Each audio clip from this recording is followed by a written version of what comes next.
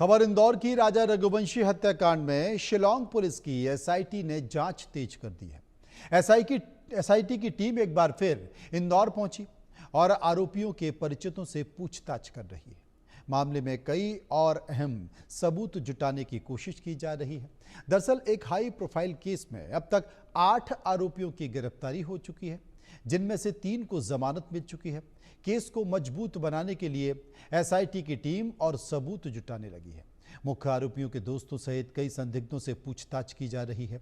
आपको यह भी बता दें कि 1 सितंबर को शिलांग कोर्ट में चालान डायरी पेश की जानी है और इससे पहले एसआईटी हर जरूरी साक्ष्य जुटाने में कोई कोर कसर नहीं छोड़ रही है। यही वजह है कि टीम इंदौर में पूरे घटनाक्रम की तह तक जाने की कोशिश कर रही है।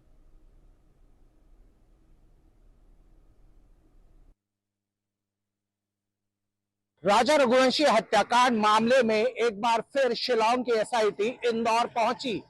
इंदौर पहुंचकर शिलांग एसआईटी ने उन तमाम लोगों से बातचीत की जो इस पूरे हत्याकांड के मुख्य आरोपियों से परिचित थे। इस पूरे मामले में तीनों आरोपी आकाश, आनंद और विशाल के दोस्तों से सघन पूछताछ की जा रही है। इस पूछताछ के जरिए शिलांग एसआईटी इस बात को तस्दीक कर लेना चाहती है कि उसके चार्जशीट पेश करने के पहले वो तमाम सबूत उन तक पहुंच जाए जिसकी की जरूरत उन्हें कोर्ट में पड़ने वाली है। इस पूरे मामले में शिलांग एसआईटी 1 सितंबर को अपनी चार्जशीट मेघालय की कोर्ट में पेश करने जा रही है, लेकिन उसके पहले इंदौर में शिलांग एसआईटी का ये 3 सदस्यीय दल लगातार पूछताछ कर रहा है। इस पूछताछ में अहम सुराग और साक्ष्य जुटाने की बात की जा रही है, तो वहीं इस पूछताछ के जरिए उन मिसिंग कड़ियों की भी तैयारी की जा रही है जो इस केस के लिए बेहद इंपॉर्टेंट माने जा रहे हैं। उन मिसिंग केसेस की जो फाइल है, उन सभी फाइलों को अब पूरी तरह तैयार किया जा रहा है। शिलांग एसआईटी के अफसरों की माने तो वो साफ तौर के ऊपर ये कहते हुए नजर आते हैं कि वो इस केस में हर वो बारीक से बारीक सबूत और साक्ष्य अपने साथ ले जाना चाहते हैं, जिससे कि इन आरोपियों के खिलाफ पुख्ता सबूत कोर्ट में पेश किए जा सके। इस पूरे मामले में एक मोबाइल सिम की भी बात सामने आई थी। वो मोबाइल की सिम दरअसल इन आरोपियों को इंदौर से ही खरीद कर दी गई थी। मुख्य आरोपी राज कुशवाहा ने ये सिम किसी मोबाइल वेंडर से खरीदी थी और उसके बाद में हत्याकांड को अंजाम देने के लिए इन तीनों आरोपियों को दिया गया था। इन तीनों आरोपियों को जो मोबाइल्स मुहैया कराए गए थे वे भी इंदौर से ही खरीदे गए थे। वो तमाम मोबाइल वेंडर्स से शिलांग एसआईटी की टीम और इंदौर क्राइम ब्रांच की टीम ने पूछताछ की है। वो तमाम सबूत अब इकट्ठा किए जा चुके हैं, जिसके पहले कि अब कोर्ट में ये चार्जशीट पेश की जाएगी। इस पूरे मामले में चार्जशीट पेश करने से पहले वो सब बातों को कंफर्म किया जा रहा है जो इस पूरे मामले को साफ तौर के ऊपर कोर्ट के सामने पेश किया जा सके। उधर इंदौर क्राइम ब्रांच के डीसीपी राजेश कुमार त्रिपाठी के मुताबिक शिलांग पुलिस की एसआईटी टीम मामले से जुड़े कई महत्वपूर्ण बिंदुओं पर गहन पूछताछ कर रही है, जो आगे की जांच के लिए निर्णायक साबित हो सकते हैं।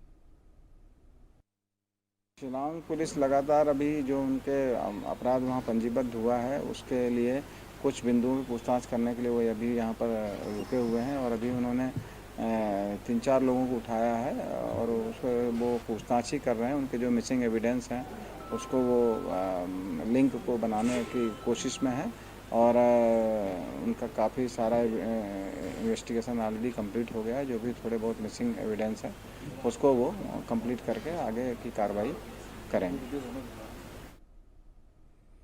उधर राजा रघुवंशी हत्याकांड मामले में अब तक 8 आरोपियों में से 3 आरोपियों को जमानत मिल चुकी है। राजा के परिवार को आशंका है कि कहीं मुख्य आरोपी को भी जमानत ना मिल जाए। देखिए रिपोर्ट।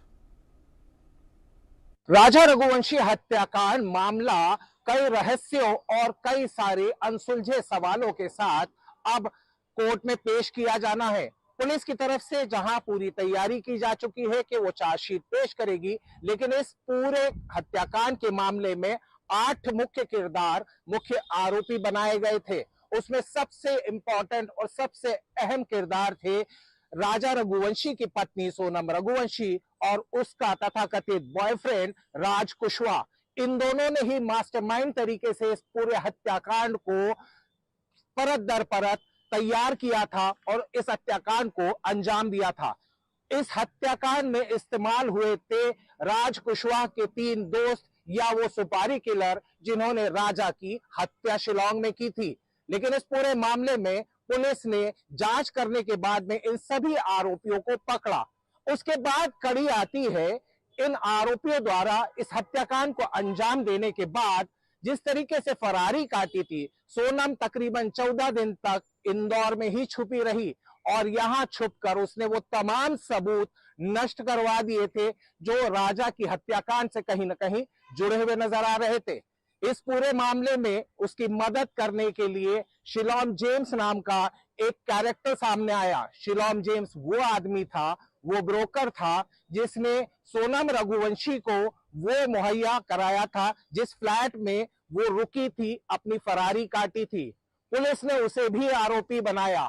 उसका साथ दिया था उस बिल्डिंग के चौकीदार बलबीर ने और उसे भी आरोपी बनाया गया। इन दोनों को गिरफ्तार करके एसआईटी की टीम शिलांग ले गई।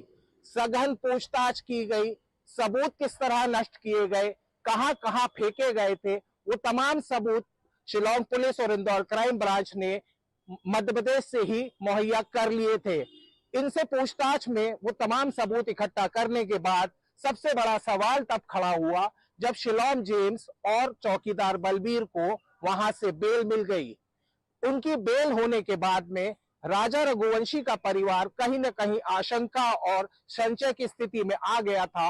उन्होंने संशय जताया कि कहीं ऐसा ना हो कि किसी लूपहोल का फायदा उठाकर सोनम और राज कुशवाहा भी अपनी जमानत ना करा ले। लिहाजा राजा रघुवंशी का भाई शिलांग पहुंचा।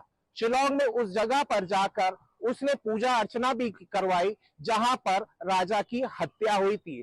साथ ही साथ एक सीनियर एडवोकेट को भी इस मामले में पैरवी करने के लिए हायर किया गया। परिवार का यह मानना है कि इन आरोपियों को किसी भी कीमत पर जमानत नहीं मिलनी चाहिए।